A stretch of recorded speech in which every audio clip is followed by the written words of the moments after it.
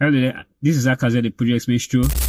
Yes, it's great to have you once again. Yes, perhaps you're on the verge of undertaking your next construction project, maybe your next house, or your next office building, or a warehouse, or whatever it may be, whatever commercial project you might be planning to undertake. Yes, and just like people in your shoes, you are asking, who are the professionals I should engage before undertaking my project? Yes, you may be asking that question. And so that is what I want to answer in this video. Now, I'm going to enlighten you about the 7 professionals you need to engage before you undertake your construction project. Yes, now in this video, I'm going to do it in 2 parts. I'm going to list out the 7 professionals you need to engage. And then secondly, I'm going to detail out the sequence in which you need to engage them. Yeah, so if you're interested, let's dive in. Yeah, number 1 professional you need to engage before you start your project is the architect. The architect is that professional who prepares detailed drawings for you. And those drawings show the layouts of your building, show the elevations, show how the aesthetics of the building. And those drawings also, those drawings are also done to ensure that they meet the standards of plan, what we call planning regulatory requirements. So the architect does all that for you. He prepares architectural drawings for you. The second professional is the quantity surveyor. Who is the quantity surveyor? The quantity surveyor is a construction professional that is more or less, I call, the financial accountant of your project. He or she deals with the quantities, costs of your project. That he's the person who tells you what you need to do or how much your project is going to cost. You know, he prepares bills of quantities, he prepares estimates, and the time tells you what your project might likely cost before you even begin. Yeah, so that you can, you'll be able to know if if your budget is enough for that project or not. So that's the quantity surveyor. That's what the quantity surveyor does. The quantity surveyor prepares the bills of quantities, specifications, material schedules, and he also manages your contracts between you and your contractors or artisans, as the case may be. So that's the quantity surveyor. The next one is the estate surveyor. The estate surveyor are professionals that help you find and procure land. They help you search for and procure land that is best suited for your project. You know, whatever project you want to construct, you know, in whatever location, they help you find the best land that suits that project. Yeah, so those are estate surveyors. Well, some people call them estate agents, but they do much more than just the agency. So they are estate surveyors. That's the third professional you need to engage on your projects when you want to procure your land. Now, the next professional is the land surveyors. The land surveyors are professionals that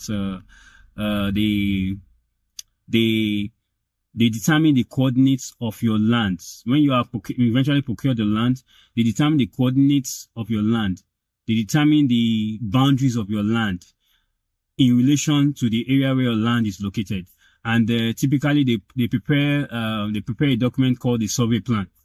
Now that survey plan is a critical requirement if you for planning approval, for the government to give you planning approval for your project. That survey plan is essential. It's essential because the government wants to know whether your land or whether the land you want to use for your project is encroaching into somebody else's land or not. So the land surveyor determines that. He prepares the survey plan, and also the architects that I mentioned before will also use that survey plan to design to do his drawings, the architectural drawings for the project. Yeah, so that's the work of the land surveyor. So that's the 4th professional you need to engage on your project. So the fifth professional you need to get on your project is the structural engineer. What are the structural engineers? The structural engineer design the structural framework of your building. After the architect has done his design, the structural engineer designs the structural framework of your building. The structural framework helps the building to be stabilized. You know, it helps in the stability of the building. It ensures that the building is stable, that when the building is loaded, when things are put on the building, or even external loads, external forces like wind and whatever and things like that, when they affect the building will still stand and not collapse. Yeah, so the structural engineers are the ones who do those designs. So they prepare structural drawings, they prepare reinforcement schedules, they also prepare structural calculations, and these drawings are very important when you want to seek for approval with the town planning. With the government regulatory authorities or the planning authorities. Yes, it's very, very important. So that's the job of the structural engineers. Those are the fifth set of consultants you need. The sixth professional you need to engage are mechanical and electrical engineers. Who are mechanical and electrical engineers? They design the mechanical, the electrical, and the plumbing systems of the building. Of course, you know, no project is complete without electricity, without plumbing, or without mechanical systems in the building. You know, when we talk about electrical, we talk about the lighting, the switches, the sockets, how you connect your building to the distribution companies, you know, power, switch gear, all those things. Those are electrical. Then you talk about the plumbing, your WC, your pipe work, you know, how water comes into your building and how water goes out, wastewater supply, water supply, you know. So the mechanical and electrical engineers, they design those systems in the building.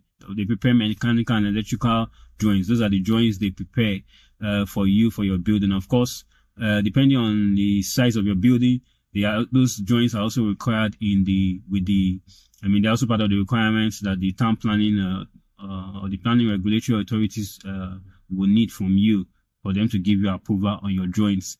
Yes, so the last set of last professional that you need to engage on your project. Sometimes you might need them, sometimes you might not need them, you know, but it's good to have them. They are project managers. The project managers are the ones who oversee the construction process. They coordinate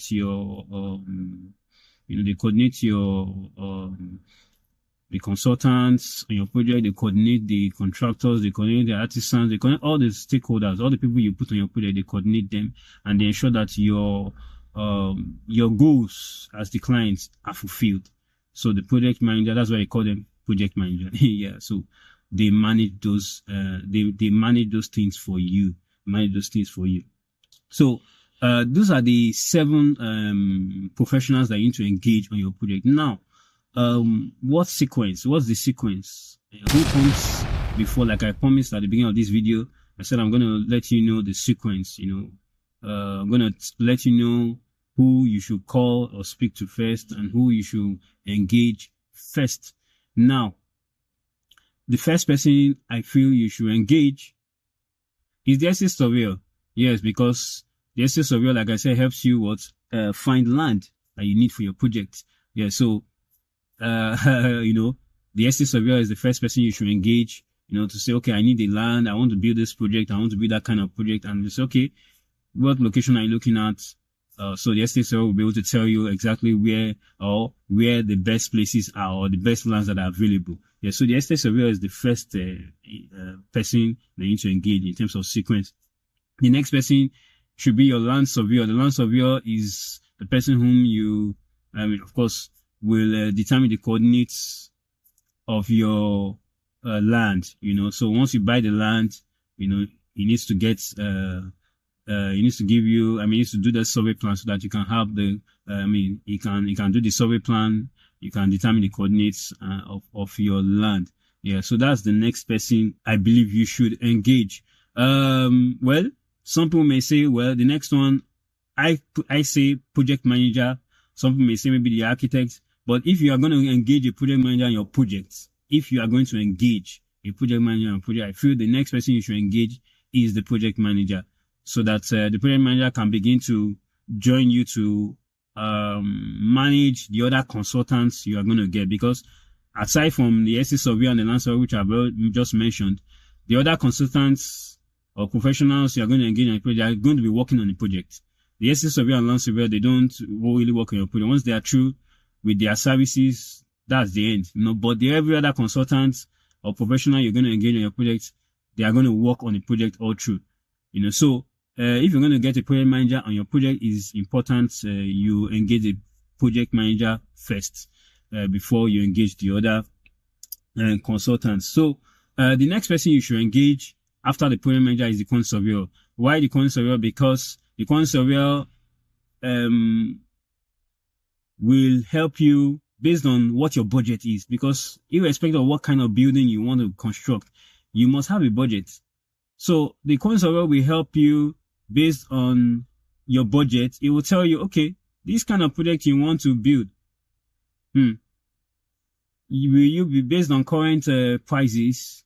Will you be able to construct such project? He'll be able to tell you. He'll be able to tell you, and if yes, he will say yes. If not, he will say no.